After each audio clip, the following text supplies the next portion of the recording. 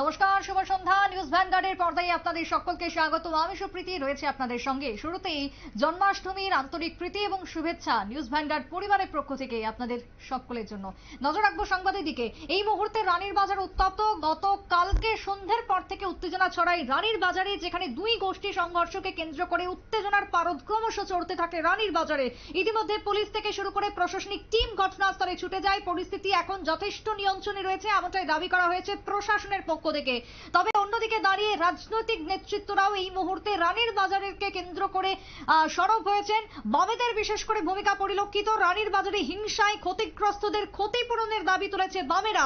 মুখ্য সচিব জে.কে. সিনহার কাছে স্মারকলিপি জমা দিল বামেদের এক প্রতিনিধি দল। কারা কারা ছিল এই প্রতিনিধি দলের, কি বক্তব্য উঠে এসেছে বাম নেতৃত্বদের, কথা বলবো। টেলিফোন লাইনে রয়েছেন প্রতিনিধি শুভেন্দু সরকার। শুভেন্দু, ইতিমধ্যে বামেদের এক প্রতিনিধি দল রানীর বাজার ইস্যুকে সামনে রেখে মুখ্য সচিবের কাছে গেলেন। কারা কারা ছিলেন এই প্রতিনিধি দলে, কি দাবি মূলত তারা তুলেছেন?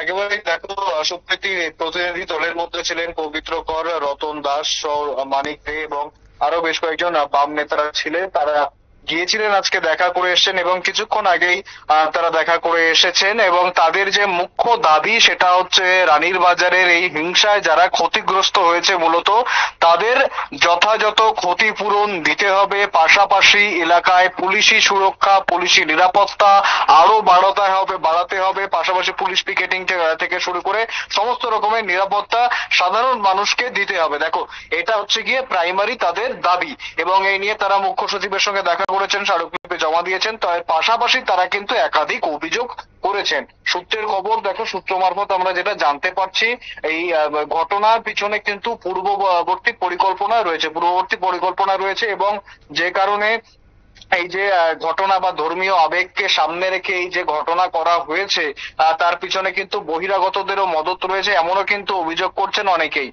পাশাপাশি যেমন ধরো, যেখানে এই আসলে ঘটনার সূত্রপাত যে ঘটনাস্থলে হয়েছিল সেই ঘটনাস্থল থেকে কিন্তু অনেকটা দূরে গিয়ে যে এই পরবর্তী যে হিংসা, সেই হিংসা ছড়িয়েছে।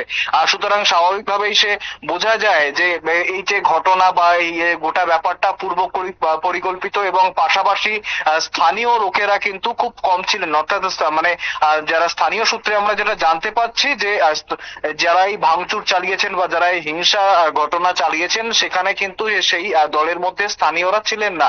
সেখানে কিন্তু বহিরাগতদের একটা প্রভাব ছিল এবং এমনটাই কিন্তু অভিযোগ তুলেছেন বাম নেতারাও।